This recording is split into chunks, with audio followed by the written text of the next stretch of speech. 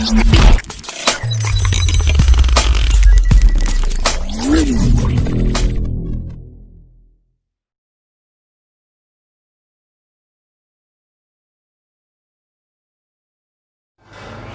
friends, my name is Amit Kumar and you are watching my channel CCS Competitive and Motivational Guru।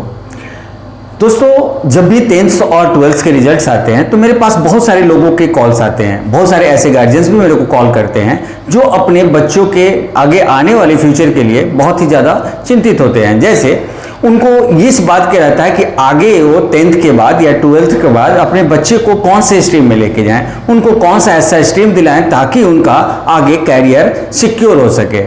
यहाँ कोई R&D नहीं होता, यहाँ आपको अपना एक कैरियर सेलेक्ट करना होता है जिसका बेस हमारा क्या होता है, एकेडमिक होता है। एक्चुअली हमारे पास दो तरह के एजुकेशंस होते हैं, एक हमारा एकेडमिक एजुकेशन होता है और एक हमारा प्रोफेशनल एजुकेशन होता है। जो हमारा एकेडमिक एजुकेशन होता है वो पूरी तरह से प्रोफेशनल जो हमारा एजुकेशन है उससे कंप्लीट रिलेटेड होता है और इसी बेस पे हमारा करियर आगे के लिए स्ट्रक्चर होता है। हम सबसे पहले 10th की बात करते हैं। 10th लेवल में क्या होता है कि जब हम लोग 10th करते हैं, सबसे पहले हम 10th की बात करते हैं तो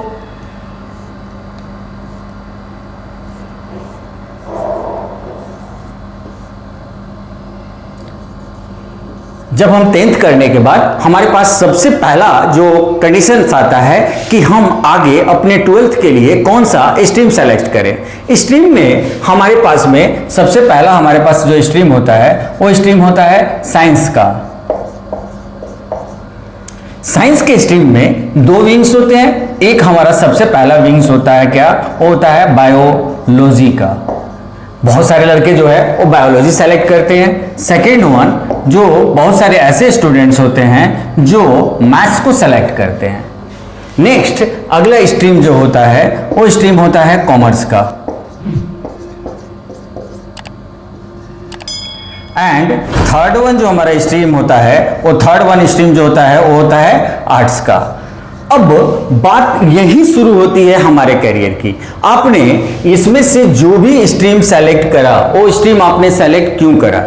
यदि आपने यहाँ पे बायोलॉजी सेलेक्ट करा तो निश्चित रूप से आपने ऐसे फील्ड को सेलेक्ट किया हुआ है अपने करियर के लिए जो मेडिकल से रिलेटेड हो।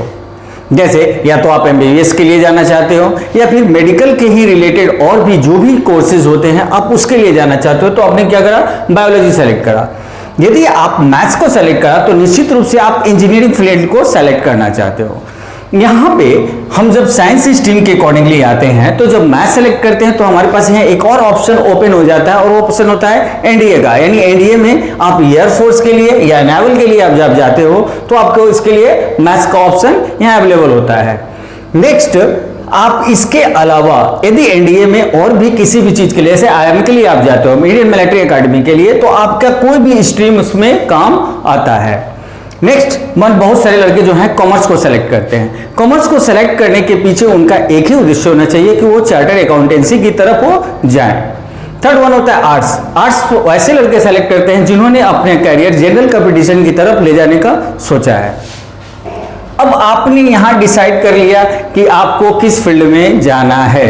अब यहां यदि आपने बायो सेलेक्ट किया है तो मेडिकल का प्रिपरेशन आफ्टर 12th नहीं होता बल्कि आफ्टर 10th होता है। 10th के बाद ही यदि आप कोचिंग क्लासेस ज्वाइन करना चाहते हो मेडिकल के लिए तो आप यहीं ज्वाइन कर लो। आप यदि इंजीनियरिंग के लिए जाना चाहते हो तो उसके लिए जो कोचिंग क्लासेस ज्वाइन करनी है यहां ही ज्वाइन कर लो, क्योंकि आप जब 12th की तैयारी 11th और 12th का जो पढ़ रहे हो वही पेपर पढ़ रहे हो जिसको कहां आना है, आपके मेडिकल के पेपर में आना है। आप यदि एकेडमिक लेवल की 12th की बात करते हो तो 12th में भी बहुत सारे ऑब्जेक्टिव्स या बहुत सारी चीजें जो हैं वो आपके कहां से काम आ जाएंगी, तो जो आपने अपने कोचिंग क्लासेस में पढ़ा है वो सारी यहाँ पे काम आ जाएंगे।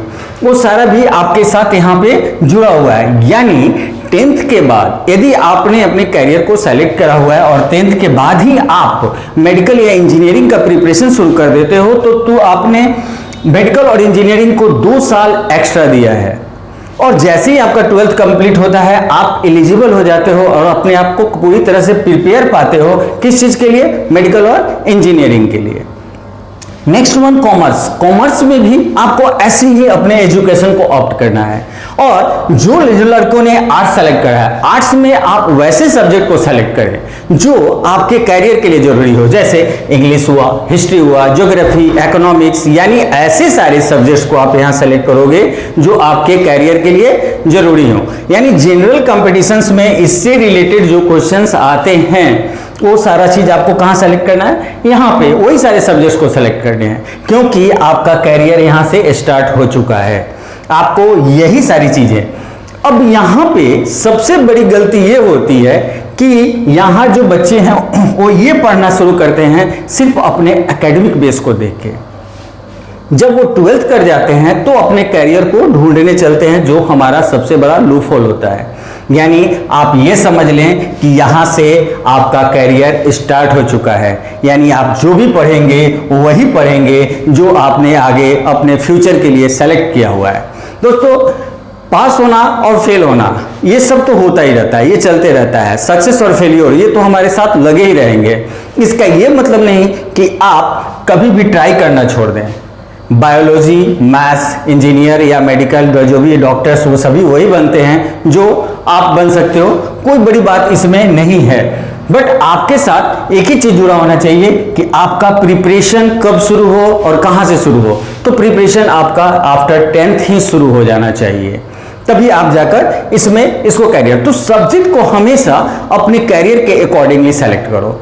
आपने यहां सोच लिया कि मेरे को मेडिकल फील्ड में जाना है तो आप बायो सेलेक्ट करोगे, इंजीनियरिंग फील्ड में जाना है तो आप मैथ सेलेक्ट करोगे, यदि आपको चार्टर्ड अकाउंटेंसी की तरफ जाना है तो आप कॉमर्स सेलेक्ट करोगे, और यदि आर्ट्स आपको कोई भी जनरल कॉम्पिटिशन्स बैंकिंग के लिए जाना है या कुछ भी चीज। बहुत सारे लोगों को ऐसा लगता है कि बैंकिंग के लिए कॉमर्स का होना जरूरी है, ऐसा कुछ भी नहीं है।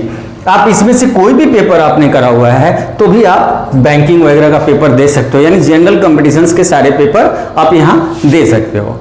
इसलिए अब कैरियर में एक बात आप याद रखना कि ये कोई सर्कस नहीं है, ये कैरियर है। यानी यहां से मैंने साइंस करा, यहां से जंप किया और फिर जाकर 12th में फिर कुछ और सब्जेक्ट ले लिया। ट्राई आपको करते रहना चाहिए। अब यहां हम बात करते हैं 12th की।